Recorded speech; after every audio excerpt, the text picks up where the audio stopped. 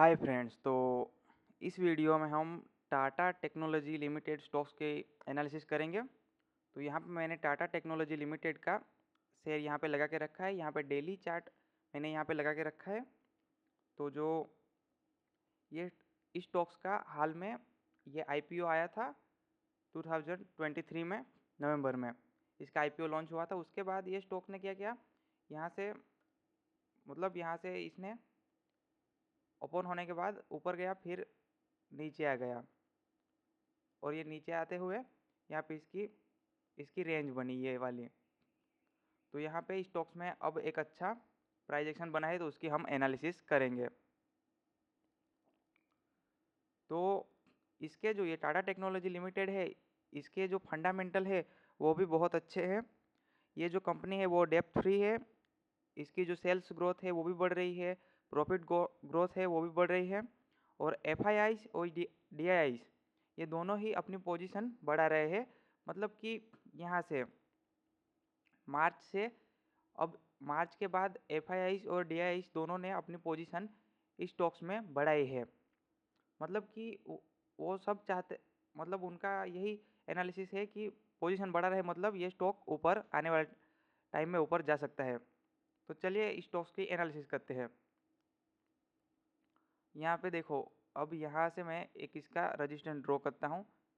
यहाँ से लेके हम एक इसकी यहाँ पे एक ये जो जोन है वो हमारा रजिस्टेंस जोन है। तो यहाँ पे स्टॉक्स अगर देखो आप, तो यहाँ पे देखो, यहाँ से कंटिन्यूस नीचे आ रहा था, फिर इसने क्या किया, यहाँ पे पहली बार गया, फिर से नीचे आया, नया लो लगाया, फिर यहाँ पे गया, फिर से नया लो, फिर यहाँ पे बहुत टाइम कंसोलिडेशन हुआ, फिर अब फिर से इसी लेवल के पास इसने दोबारा जाके इसने रजिस्टेंस लिया।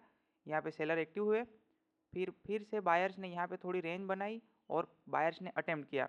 मतलब इस बार ये जो लो लगा है, ये यहाँ पे ये जो लो थे ये नीचे लग रहे थे। इस बार क्या हुआ, ये वाला लो ऊपर लगा और इसने इस रजिस्टेंस के ऊपर इसने एक हाई लगाया।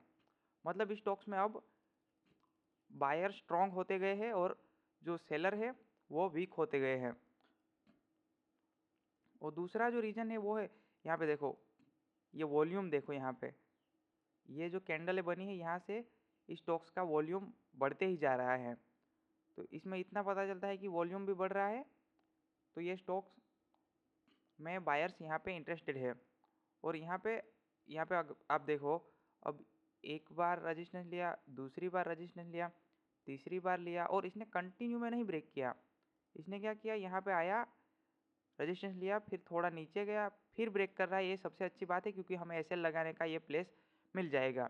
तो अब यहाँ पे हम एंट्री किस तरीके से बना सकते हैं उसकी एनालिसिस करते हैं। तो चलिए यहाँ पे अब देखो, ये जो है, अब मैं थोड़ा झूम करता हूँ। अब ये देखो, ये जो कैंडल है वो है 6 सितंबर की। ये कैंडल ने ये हाई लगाया, मतलब इसका हाई यहाँ पे देखो, ये जो इसका हाई है 1122 का इसका हाई है। तो इसके ऊपर अगर ये स्टॉक निकले अब मंडे के दिन, मतलब 1123-24, इसके ऊपर जैसे ही निकले हम यहाँ पे बाइंग कर सकते हैं। और जो अपना एनालिसिस एसएल लगाएंगे हम, वो इस लो के नीचे लगाएंगे, हम स्विंग के नीचे एसएल लगाएंगे। ज़्यादातर लोग ब्रेकआउट कैंडल के नीचे लो लगाते हैं इस जगह पर, लेकिन मैंने इसमें इस जगह एसएल लगाया है। वो आपको मैं बाद में बताता हूँ एसएल क्यों लगाया है। इसको हम रेड कर देते हैं और इसको ग्रीन कर देते हैं, जिससे आप समझ पाओ ये हमारा बाइंग लेवल है और ये हमारा एसएल होगा। तो अभी जो हम ये स्टॉक बाई कर रहे हैं वो है बॉटम पे बाई कर रहे हैं। तो इसमें हम एक साथ पूरी क्वांटिटी बाई नहीं करेंगे। अगर आप रिस्क मैनेजमेंट के साथ प्लान करेंगे, अगर हम यहाँ पे इस ब्रेकआउट पे 10 शेयर बाई करेंगे, तो 10 शेयर बाई करना चाहते हैं इसके, तो हम यहाँ पे 5 शेयर ही बाई करेंगे।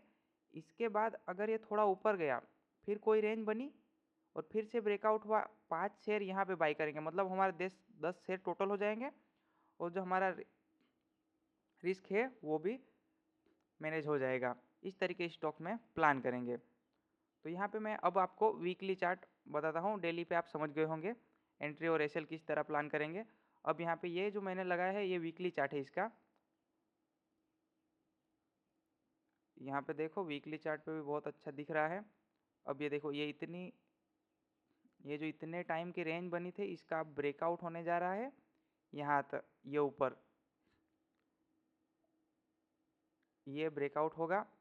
तो इसका जो पहला टारगेट होता है वो होता है, मतलब जब भी रेंज ब्रेक करता है कोई भी स्टॉक तो उसका जो पहला होगा वो यहाँ पे, ये जो यहाँ पे जो रजिस्ट मतलब यहाँ से रिवर्स हुआ था ये हम पहला पकड़ लेंगे। और ये दूसरा मतलब यहाँ पे मैं आपको दिखाता हूँ। अब इसका जो मतलब यहाँ से कितने होते हैं, ये 151 के आसपास होते हैं। तो इतना हम ऊपर पकड़ेंगे तो कितना कहाँ तक जाएगा, इस जगह पर।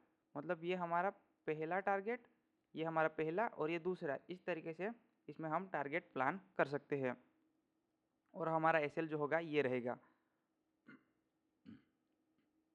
अब जो है इसमें मंथली चार्ट में आपको लगा के दिखाता हूँ।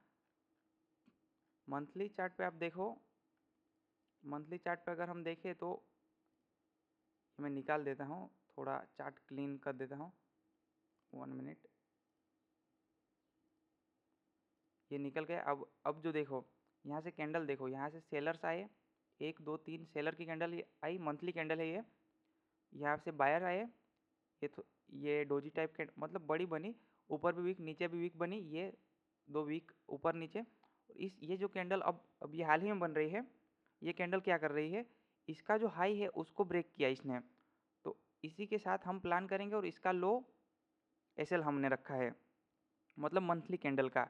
इस तरीके स्टॉक्स में हम प्लान करेंगे, क्योंकि इस स्टॉक्स में बड़ा एसएल लेने का यही मेरा व्यू है कि इस स्टॉक्स में मैं आने वाले टाइम में इसके ऊपर भी मैं प्लान करने वाला हूँ, मतलब इसमें मैं इन्वेस्ट करने का प्लान कर रहा हूँ। इस तरीके से मैंने आपको ये स्टॉक्स इस तरीके से अगर फिर से ब्रेकआउट हो, मतलब इस स्टॉक्स में मैं थोड़ा थोड़ा इन्वेस्ट करना प्रीफर करूँगा आप सबको भी, इसीलिए मैंने स्टॉक्स का एसएल बड़ा लगाया है।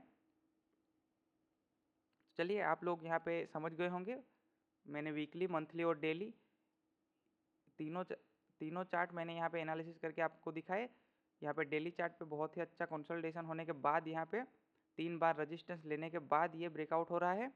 तो इसमें आप अपनी ट्रेड प्लान कर सकते हैं स्विंग ट्रेड के लिए। इन्वेस्ट करने या ट्रेड लेने से पहले अपनी एनालिसिस ज़रूर से कर लेना, क्योंकि ये जो एनालिसिस है ये पूरी तरीके से गलत भी हो सकती है। तो अपना रिस्क मैनेजमेंट ज़रूर से करना। वीडियो अच्छी लगी हो तो चैनल के साथ जुड़े रहना।